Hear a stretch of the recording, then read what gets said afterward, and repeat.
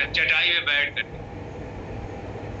ध्यान करना जरूरी है। अगर आप ध्यान नहीं करेंगी तो जितना ध्यान आपने किया है वो हृदय का मुख जो है वो बदल जाएगा। आपका चिंतन, आपके विचार जो है दूषित आने लगेंगे। ध्यान का मतलब क्या है? देखिए, एक बात सुनिए, हम आपको बता रहे। एक बार दत्ता जी ये बात कर रहे थे कि भाई खेत की सिंचाई होती है, तो सिंचाई होती है तो पौधे सूखे नहीं। सिंचाई जब खेत की हो जाती है तो खेत में कुछ खरपतवार भी निकलते हैं, तो उसकी निराई होती है। खरपतवार निकाला जाता है कि नहीं निकाला जाता, जो खेत में जब उगाते हैं। तो ये सत्संग उन्होंने कहा एक तरह की सिंचाई है। अध्यात्म विद्या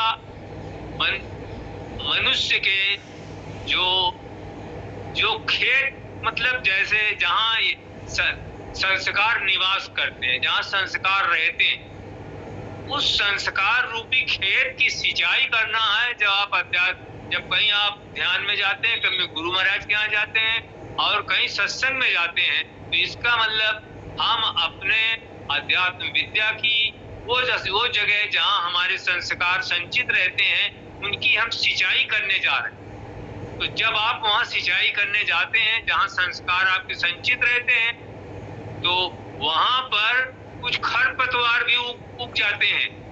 तो जो गुरु महाराज हैं, वो जो खरपतवार आपके उन संस्कारों के बीच में उगे हैं, उन सब की निराई गुड़ाई कर देते हैं, अर्थात खरपतवारों को साफ कर देते हैं और आपका हृदय निर्मल हो जाता है। जैसे लोग खेत की में सिंचाई किया और उसके बाद उसकी निराई कर दिया तो घास वगैरह निकाल दिया, उसी तरह से जब सत्संग का क्या तरीका है, सत्संग का ये तरीका है कि हम अपने हृदय को गुरु महाराज से शक्ति लेकर के उसकी सिंचाई करें और उन संस्कारों में जो मल विक्षेप संस्कार हैं, खराब संस्कार हैं, वो अपने आप निकलेंगे। तो इस तरह से उस हृदय की में स्थित जो चित्त की जगह है, जहाँ संस्कार संचित होते हैं, उनमें से जो कुसंस्कार हैं वो बराबर साफ होते रहेंगे। समझ में आई बात? इसलिए सुबह शाम तो कम से कम ध्यान करना आवश्यक है, जिससे आपका अंतःकरण निर्मल हो जाए। अंतःकरण निर्मल होने का मतलब क्या है कि आपका हृदय स्वच्छ हो जाए। जो उसमें दूषित विचार आते हैं, खराब विचार आपके मन में आते हैं, वो ना, तभी तो पूजा में उन्नति होगी। अगर आपके विचार दूषित बराबर बने हुए हैं और उनकी जगह अच्छे विचार नहीं आ रहे हैं, शुभ विचार नहीं आ रहे हैं, तो आपको बहुत लंबा समय ध्यान करना पड़ेगा और तब भी हो सकता है जो रिजल्ट आप चाहते हैं वो आपको न मिल सके। तो निर्मल मन जन सो मोहि पावा, मोह कपट छल छिद्र न पावा। जो निर्मल मन के लोग होते हैं वही भगवान को पाते हैं, और जिनका हृदय कुसंस्कारों से भरा है, कपट से भरा है, छल से भरा है, उनको ईश्वर नहीं मिलता। उनको ईश्वरी शक्ति की जो है वो जिसको कहते हैं वो दया कृपा प्राप्त नहीं। इसीलिए अपने मन को, अपने हृदय को, अपने को स्वच्छ बनाइए। स्वच्छ कैसे बनेगा? समय पर कम से कम सुबह शाम तो ध्यान कर ही लीजिए। जैसा हम बता रहे हैं, जैसे यहाँ ग्रुप में ध्यान होता है, उस समय मान लीजिए आपका बच्चा जग रहा है या रो रहा है या उसकी तबीयत नहीं ठीक है, तो उसमें मत शामिल होइए, क्योंकि वो रोता रहेगा, आप डिस्टर्बेंस हो। इसलिए हम आपसे आपको ये सलाह देते हैं कि जगने के तुरंत बाद, अगर बच्चों का मामला है, जगने के तुरंत बाद कर लीजिए 20 मिनट का ध्यान, और सोने से पहले 20 मिनट कर लीजिए, ज्यादा ना करिए, 20 मिनट तो कर ही लीजिए। इससे हृदय का मुख जो है वो ऊर्ध्वमुखी रहेगा और विचार अच्छे रहेंगे। अच्छे विचारों को अपनाना चाहिए। देखिए, जब आप कहीं पर पूजा सीखने जाते हैं, तो वहां जब आप पर गुरु महाराज का शक्तिपात होता है, तो उस शक्तिपात को आप हृदय पर धारण करते हैं, तो जो शुभ संस्कार होते हैं, अच्छे संस्कार होते हैं, वो ऊपर आ जाते हैं और जो अशुभ संस्कार होते हैं वो नीचे चले जाते हैं इस समय। इसलिए उनके पास जाने के बाद आपका मन लगने लगता है, आपको आलस्य नहीं आता है, आपको पूजा में रुचि होने बढ़ने लगती है और आपका ध्यान अच्छा लगने लगता। इसलिए समय समय पर अपने गुरु के पास जरूर जाना चाहिए, या जहाँ सत्संग होता है वहां जाना चाहिए और उनसे आपको जो दिक्कत है वो बताना चाहिए कि हमको ये दिक्कत है, हम पूजा में ऐसा होता है वैसा होता है, जो मन लगता है कि नहीं लगता। क्योंकि हम लोग जिस सत्संग में हैं उसके 8 चरण हैं। पहला यम, दूसरा नियम, तीसरा आसन, चौथा प्राणायाम, फिर प्रत्याहार, फिर धारणा, फिर ध्यान और फिर समाधि। तो ये जो शुरू वाले दो हैं, यम और नियम। यम में क्या होता है, कौन कौन चीज है? सत्य। सत्य का क्या मतलब होता है? जो असत्य है, जो झूठ है, उसको नहीं बोलना चाहिए, सत्य बोलना चाहिए। लेकिन कैसा सत्य बोलना चाहिए? सत्यम ब्रूयात प्रियम ब्रूयात। सत्य ऐसा बोलना चाहिए जो दूसरे लोगों को प्रिय हो। ऐसा सत्य नहीं बोलना चाहिए कि जिससे दूसरे लोग आहत हों। कभी कभी लोग कहते हैं ना कि भाई हम तो सही बात कहेंगे ही चाहे किसी को बुरा ही लग जाए। ये चीज ठीक नहीं है। माने सत्य वही बोलिए जो दूसरे को खराब है। तो यम में पहली चीज सत्य, दूसरी चीज अहिंसा। अहिंसा का क्या मतलब होता है? हमारे व्यवहार से, कर्म से, मन से, वचन से किसी को अगर दुख होता है तो वो हिंसा हुई। अगर किसी को दुख नहीं होता है तो अहिंसा हुई। हिंसा माने यही नहीं होता कि किसी को डंडे से लेके मारो। अरे किसी को अपनी बात से ऐसा कुछ कह दिया कि वो आदमी को बुरा लग गया, वो दुखी हो गया, ये भी हिंसा है। किसी को मन से, वचन से या अपने कर्म से दुखी कर देना भी हिंसा। तो सत्य और अहिंसा। अस्ते माने क्या होता है? अस्ते माने चोरी न करना। जो कुछ भगवान ने दिया है उसी में संतुष्ट रहिए। तो गोधन, गजधन, बाज धन और रतन धन खान, जब आवे संतोष धन, सब धन धूर समा। तो जब जो भगवान ने दिया है उसमें संतोष है। भगवान आपको उचित समझेगा तो और चीजें देगा, बाद में देगा। वो हमेशा देता रहता है, उसका काम ये दयालु कृपालु है, वो हमेशा देता रहता है। इसलिए सत्य, अहिंसा, अस्ते, चोरी करने की जरूरत ही नहीं। अस्ते, अपरिग्रह।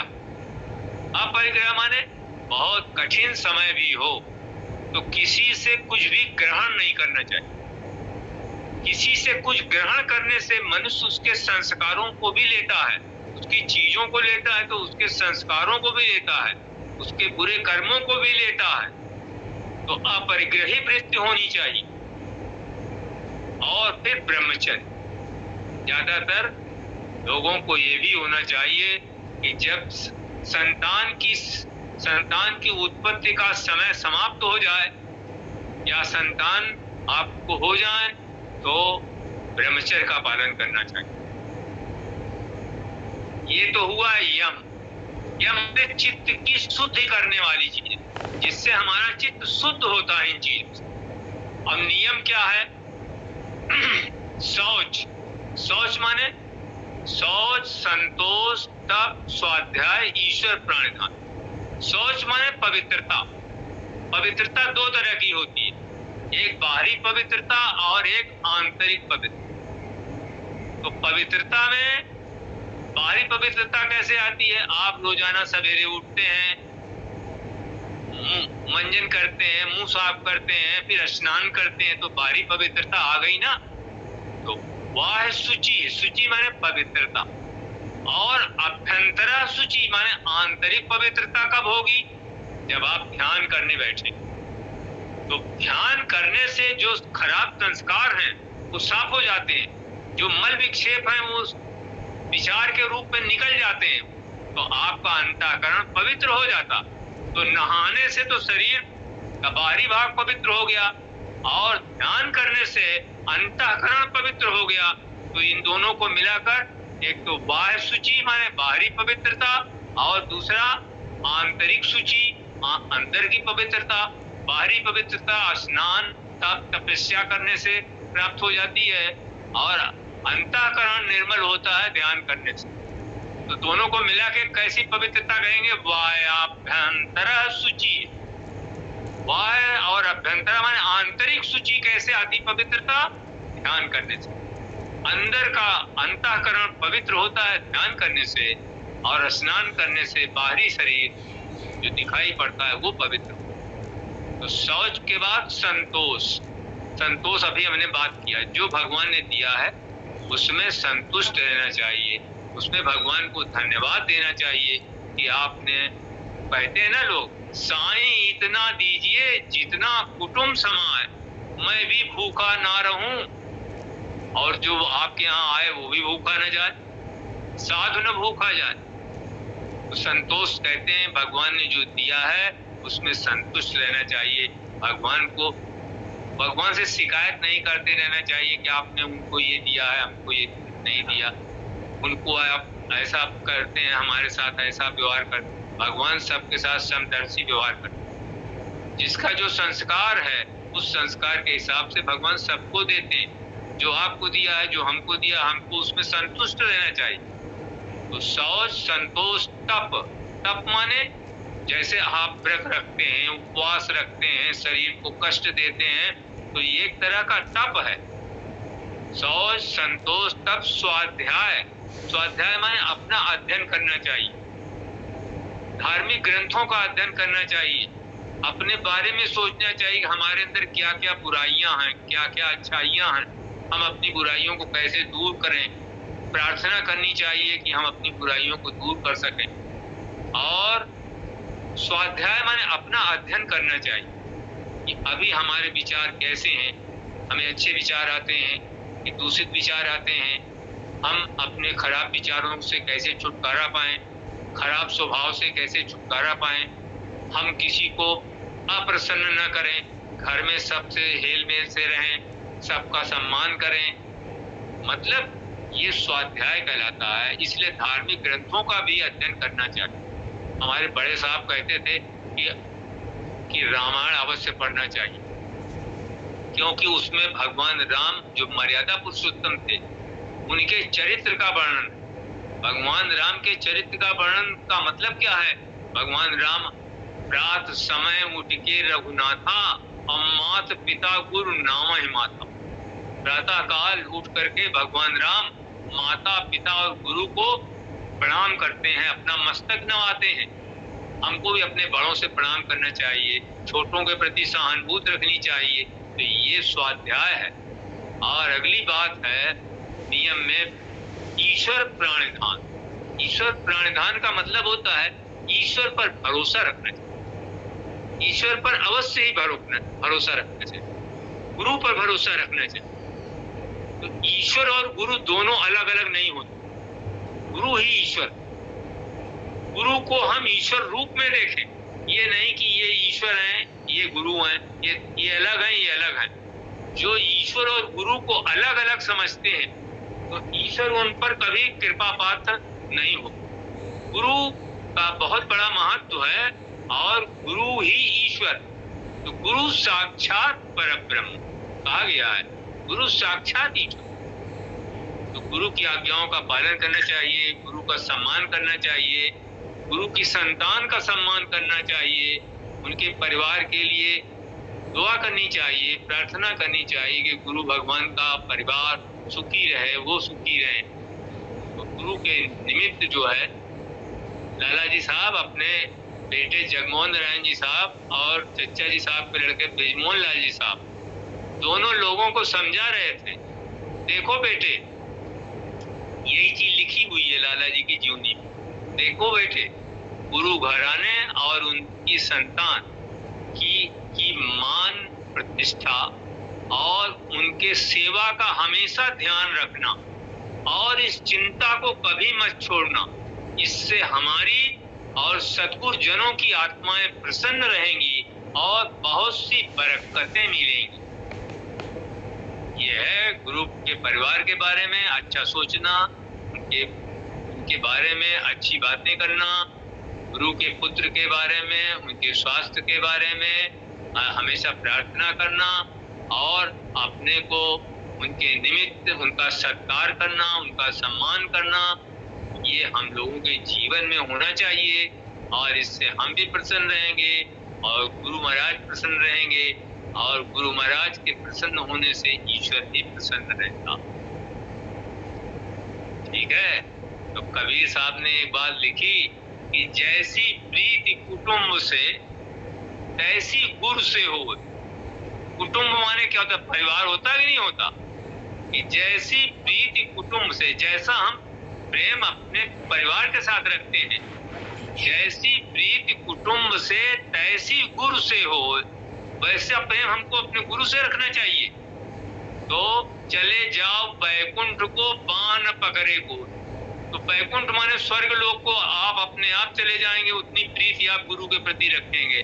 कोई आपका हाथ नहीं पकड़ेगा कि कहाँ जा रहे हो, आप सीधे बैकुंठ धाम को चले जाएंगे। ये गुरु की महिमा है। इसलिए गुरु को, गुरु के परिवार को, गुरु के संतान का हमेशा आदर सम्मान करना चाहिए और उनका हमेशा जो है सत्कार भी करना चाहिए। तो ये सब बातें हमने आपको बताई, आप लोग इन पर अमल करिए, इनको अपने जीवन में लाइए। इनके अपने जीवन में लाएंगे तो आप खुश रहेंगे। दूसरों के लिए भी हमेशा अच्छी बातें सोचिए। दूसरों के लिए कभी मत सोचिए कि इनका ये नुकसान हो। सबका भला करें भगवान। कहा जाता है ना, सबका सद्विधि हो कल्याण, सबका भला करें भगवान। सबके भले के लिए कामना करिए, हे भगवान सबका भला हो, सबका कल्याण हो। तो जब आप सबका भला करेंगे तो आपका भला अपने आप होता है। आपका शत्रु है, दुश्मन है, उसके लिए भी भला करिए कि हे भगवान इनका भी भला करिए। दत्ता जी साहब कहते थे, नीच बन जाता है इंसान सजाएं देकर, दिल जीतना चाहिए दुश्मन का दुआएं देकर। दुश्मन के लिए भी दुआ करनी चाहिए, ये भगवान इनका भी भला करो, ये भगवान इनको सद्बुद्धि दो। आपको अपने आप भगवान का भला, आपका सब कुछ ठीक हो जाए। ठीक है ना? समय खत्म होने वाला है। आप सभी भाइयों